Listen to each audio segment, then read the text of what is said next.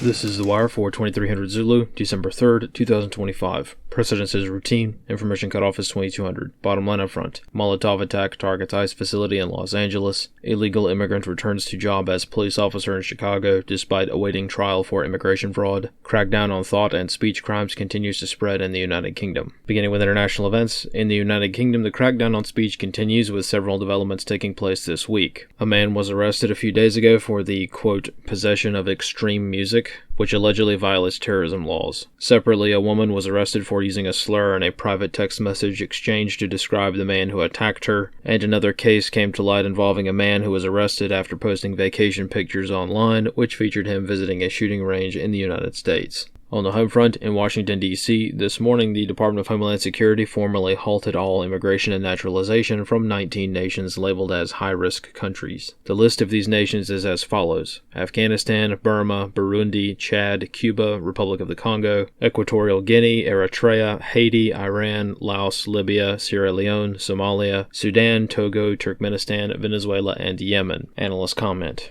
The halt of immigration from these nations is not new by any means. This was announced back in June as part of Presidential Proclamation 10949, but this policy is just being implemented now. In West Virginia, winter weather conditions resulted in a technical rescue taking place on Route 35 near 16 Mile Road in Mason County. Mason Bridge was closed for over 5 hours while the high-angle rescue was being conducted. The driver was uninjured and refused medical treatment at the scene. The cause of the accident is not known. In Minnesota, locals have reported ICE operations beginning in Minneapolis as a few illegals from Somalia have been arrested over the past few days. Analysts comment. This may or may not be the beginning of a larger campaign. ICE agents have been conducting low-level operations in Minneapolis for months now, so it's not clear as to if the arrests that have been made recently are part of that routine effort or part of a much larger campaign. Either way, resistance throughout the city is significant as Somalis form a more cohesive effort to halt the enforcement of immigration law. In Maryland, this afternoon, a shooting was reported at the food court inside MGM National Harbor Casino in Prince George County. One person was killed and another wounded during the attack. Local authorities state that the shooting was targeted and that the shooter sought out the victim personally. No further details on the shooter or the motive have been released. The food court at the casino remains closed while the murder investigation continues, but the rest of the casino is open as usual. In California, on Monday, an arson attack was carried out in Los Angeles, which took the form of an assailant using multiple Molotov devices to attack the Los Angeles Federal Building. Per the notice provided by DHS officials yesterday, the man approached the facility and threw 2 Molotovs at the security guards outside the facility before being detained. Neither device functioned as designed and the suspect was arrested at the scene. Yesterday, the DOJ identified the suspect as Jose Francisco Jovel, a resident of Koreatown. Analysts comment.